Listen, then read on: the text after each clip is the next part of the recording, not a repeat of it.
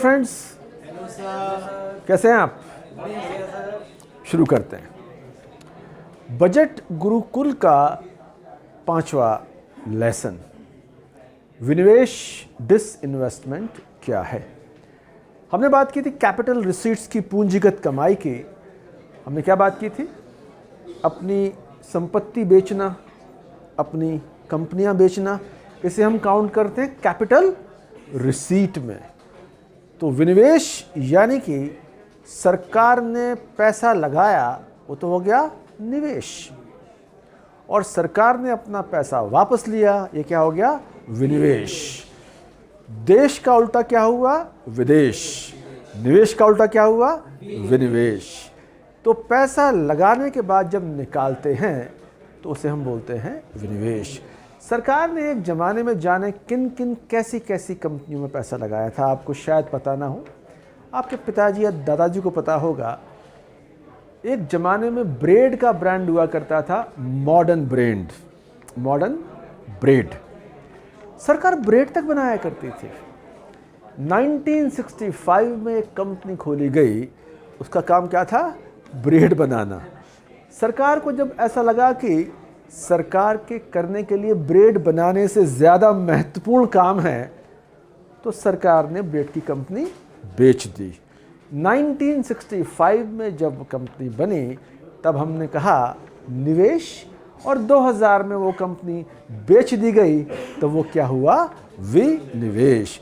तो बहुत सारे धंधे सरकार अलग अलग टाइम पे करती रही, लेकिन बाद में उनको आया कि ये धंधा हमारे करने का नहीं है। तो जैसे उन्होंने वो कंपनी बेच के पैसा अर्न किया, हम कह सकते हैं कि विनिवेश करके सरकार ने अपना पैसा खड़ा कर लिया, अपना पैसा वापस ले लिया। पर सर, एयर इंडिया भी तो कभी सरकारी कंपनी थी ना? आंचल, बिल्कुल तुम सही कह रही हो। एयर इंडिया एक ज़माने में सरकार की ही कंपनी होती थी।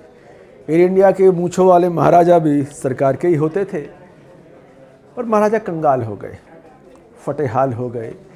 हाल ये हुआ कि महाराजा के पास अपने एम्प्लॉयज़ की सैलरी के पैसे भी नहीं हुआ करते थे, और सरकार को ये समझ में आया कि हवाई जहाज़ चलाने से ज़्यादा और ज़रूरी भी काम है सरकार के लिए।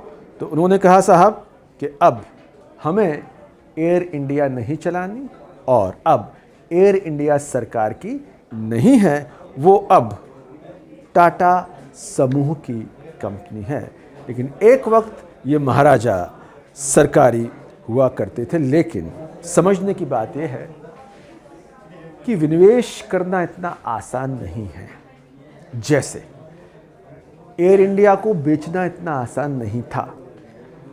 आप लोग दिल्ली में आप देखें कि कुछ लोगों के पास अभी MTNL के फ़ोन हैं, सरकारी कंपनी के फ़ोन हैं, और बाकियों के पास एयरटेल के, वोडाफोन के, रिलायंस जियो के फ़ोन हैं। अगर सरकार ये तय कर ले कि हम पूरी की पूरी MTNL कंपनी को बेच देंगे, ये आसान नहीं है। आसान इसलिए नहीं है, धरने, प्रदर्शन, सरकारी और निजी की वर्क कल्चर में बड़ा फ़र्क होता है। एक ज़माने में दूरदर्शन अकेला हुआ करता था, और मैं आपको बार बार दिलाता हूँ, अपने मम्मी पापा से बात करें, वो रोज़ शाम को कृषि दर्शन तक देखा करते थे।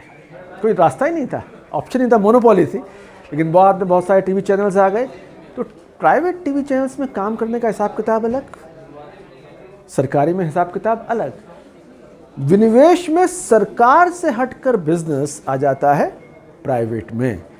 तो प्राइवेट में जाना इतना आसान नहीं होता, बहुत मुश्किल होता है। इसलिए सरकार एयर इंडिया को जाने कब से बेचने की बात कर रही है, सालों साल। अब जाकर 2022 में, करीब 1 साल पहले, उसका विनिवेश हो पाया। विनिवेश करना कितना मुश्किल है, मैं कुछ आपको आंकड़ों के साथ समझाता हूँ। 2021-22 के लिए सरकार ने लक्ष्य रखा था कि 1,75,000 करोड़, 1,75,000 करोड़ रुपए हासिल किए जाएंगे सरकारी कंपनियां बेच के। हासिल हुए सिर्फ 78,000 करोड़। सरकार को थोड़ी सी समझदारी आई और 2022-23 के लिए उसने अपने लक्ष्य कम कर दिए, सिर्फ 65,000 करोड़। अभी हम देखेंगे कि कितने पैसे उसको मिले। तो विनिवेश करना बहुत फ़ायदेमंद हो सकता है, लेकिन इसे करना आसान नहीं होता। सर, डिसइन्वेस्टमेंट के साथ एक वर्ड सुना जाता है, एसेट मोनेटाइजेशन। वो क्या होता है? बड़ा महीन और टेक्निकल सवाल है आपका, समझना ज़रूरी है। विनिवेश यानी कंपनी सरकार ने खड़ी की और बेच दी।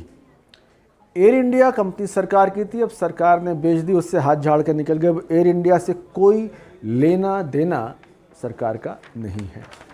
एसेट मोनेटाइजेशन यानी एसेट यानी संपत्ति, मोनेटाइजेशन यानी उससे कुछ पैसे कमाने का जुगाड़। स्टेशन सरकार के हैं, स्टेशन किसी प्राइवेट पार्टी को दे दिए गए। आप भोपाल हबीबगंज कभी जाइए तो वहाँ प्राइवेट पार्टी के पास स्टेशन है, वो अपने हिसाब से मैनेज कर रहे हैं। प्राइवेट पार्टी स्टेशन से कुछ कमा खा रही है, कुछ हिस्सा सरकार को भी दे रही है।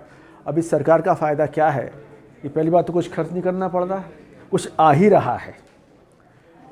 एसेट मोनेटाइजेशन में मिल्कियत सरकार की ही रहती है, यानी स्टेशन सरकार के पास से नहीं गया।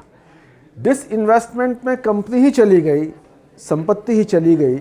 एसेट मोनेटाइजेशन में एसेट हमारे पास है, सरकार के पास है, उससे पैसे कमाने का जुगाड़ हो गया। आपके पिताजी एक मकान छोड़कर चले गए आपके पास, एक तरीका तो आपने बेच दिया, ये क्या हो गया? डिसइन्वेस्टमेंट। आपने बुलाया डोमिनो वाले को, भाई एक काम कर, बहुत मौके पे मेरा कनॉट प्लेस में मकान है, तू कन्वर्ट कर ले इसको।